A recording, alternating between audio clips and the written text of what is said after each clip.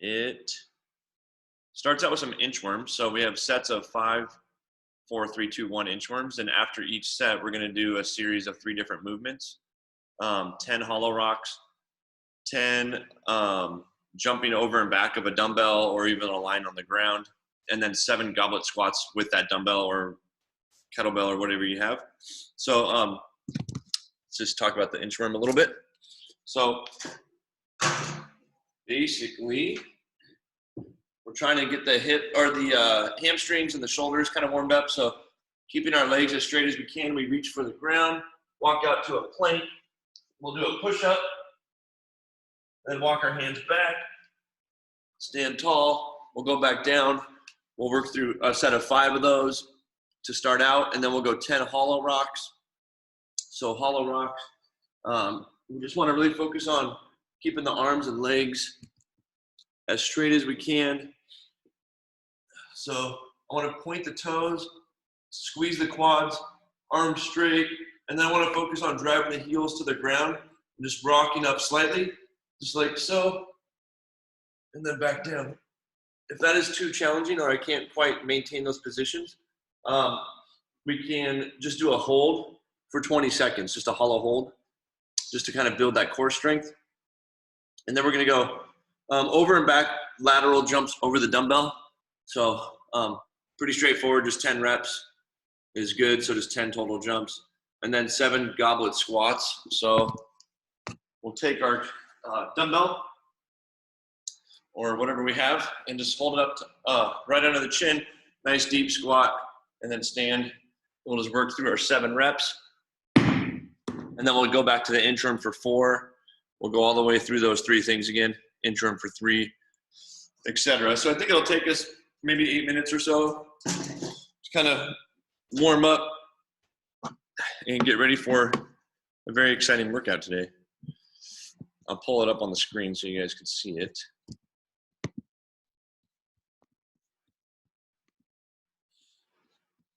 Let's see.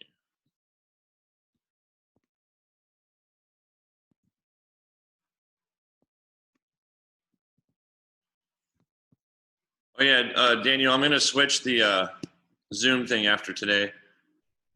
So it'll just be one single link for all the classes. Take a look at the workout for the day. So we're doing a variation of a very popular workout called Fran,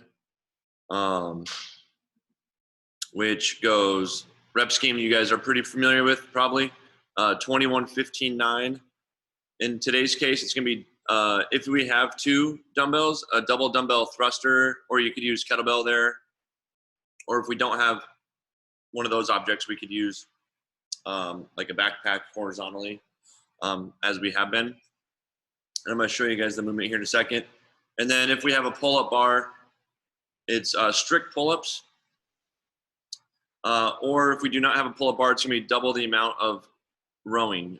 So whether it's with an odd object, or if you have a dumbbell or 2 dumbbells, you would just double the reps for the row part, but keep the reps for the thruster the same. So like on set 1, it would be 21 thrusters, 42 rows. So it's gonna be a lot of pulling to try to make up for those strict pull-ups. If we have a pull-up bar and we we're not quite there with, like, we need to at least have a 10 plus unbroken strict pull-ups when we're fresh to go ahead and do the 21, 15, 9, or we could reduce the reps down a little bit if we don't have 10 strict pull-ups. So we could do something like 15, 12, 9, or something where, we can move through it pretty good, maybe like 3 to 4 sets at the most on any one of those given sets. Even though this workout is a variation of Fran is like anywhere from, on the extremely fast side, 2.5 minutes, maybe up to 6 minutes, roughly. This is going to take us longer because of just the nature of the dumbbells and doing all those extra rows or strict pull-ups. So we're looking for something that's going to be about 8 to 12 minutes, so not nearly as intense as a normal Fran would be. I'm going to switch the screen over and just kind of talk about the movements here a little bit. So let's talk about the thruster. So if we have 2 dumbbells, Big thing that could be helpful here if you do have 2 dumbbells is like on the ground, just kind of setting them like right next to each other. So if you imagine there was 2 here, I could walk up into my squat stance, reach down, and then basically I could just do like a clean to get those guys up to the front rack, catching a squat, drive, and press. Just making sure that as we're driving down or coming down into the squat, we're keeping the elbow high, bottom of the dumbbells facing forward. And then I want to focus on driving with the legs before I press. So I want to make sure I'm not pressing early, but I wait for that extension, and then I get that pop of the hips, and then I finish with the arms. Same thing on the way down. I want to be patient, waiting for that dumbbell to come down to the shoulder, then I squat, so that I'm in a nice secure position, and I'm saving those arms as much as I can for those rows.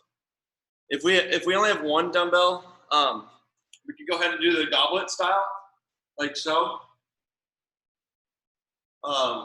If it's a really light one, maybe you'll do single arm just to keep it more challenging for yourself and to switch sides as you see fit.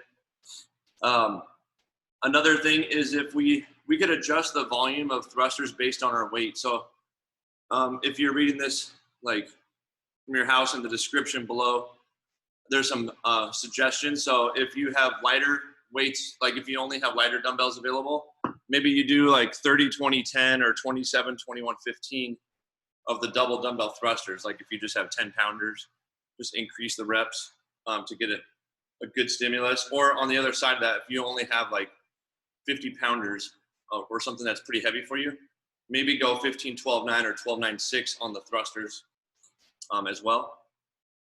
If we have no dumbbells and just like the backpack, we would just hold it like the goblet style as well. So just right across the chin, all the same rules apply. And then with the row, we could approach this in a couple of ways. So just like with that thruster, if we have like one really heavy dumbbell, maybe we'll want to do the horizontal bent over row like so. So making sure to keep that back nice and flat, and make sure our elbows don't come creeping up towards the shoulders, but they kind of pull more back towards the belly button. If we have a lighter dumbbell available, we could do like a supported single arm row, and then we could just switch sides, you know, maybe every 10 reps or whatever feels good.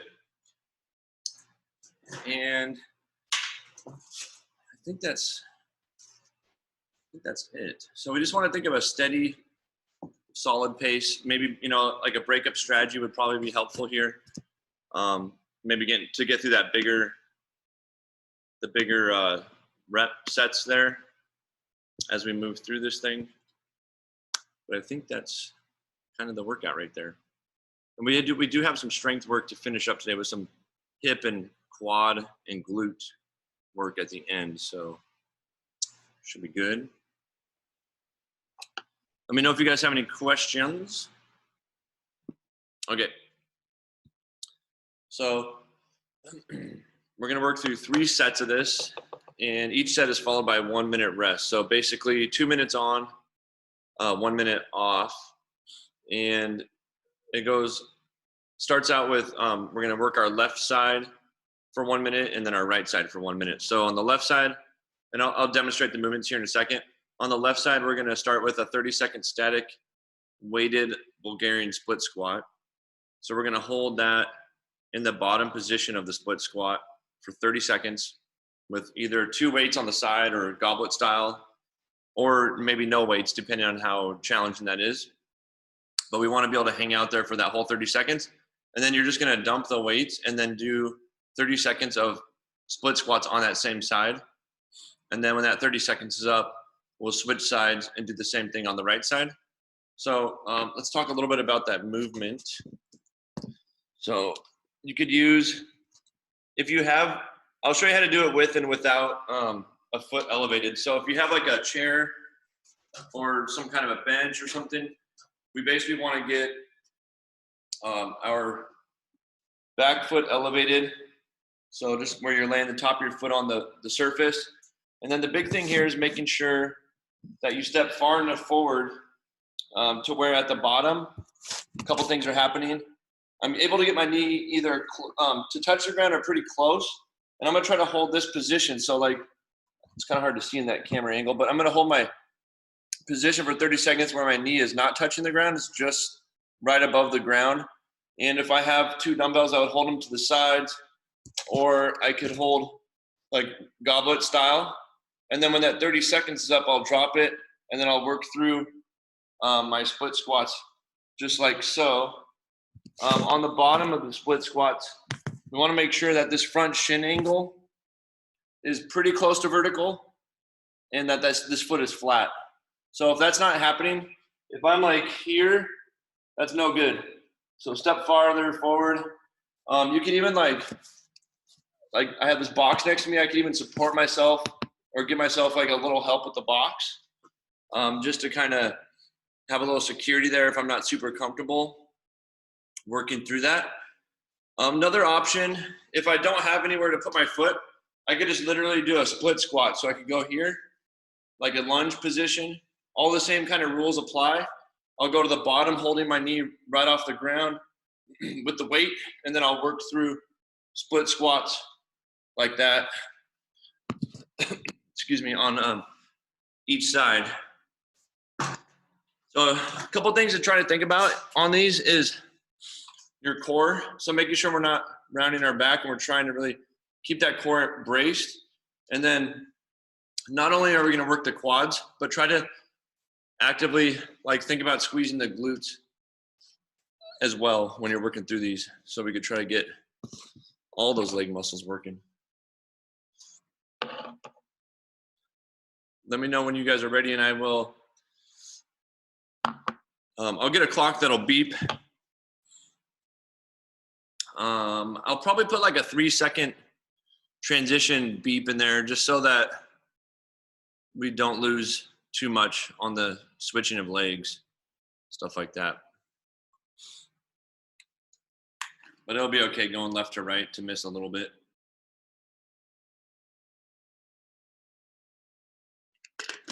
I think it'll go pretty fast, but we'll see. And then I'll do a 1-minute timer on my watch for the rest. What's the rep scheme again? It's just 30 seconds of the hold and then 30 seconds of max reps. Oh, got it. And then you'll just tell us when. Yeah, and then I'll do a stopwatch here on my watch to keep track of the 1-minute rest. 1, 2, 3, 4. So we have 4,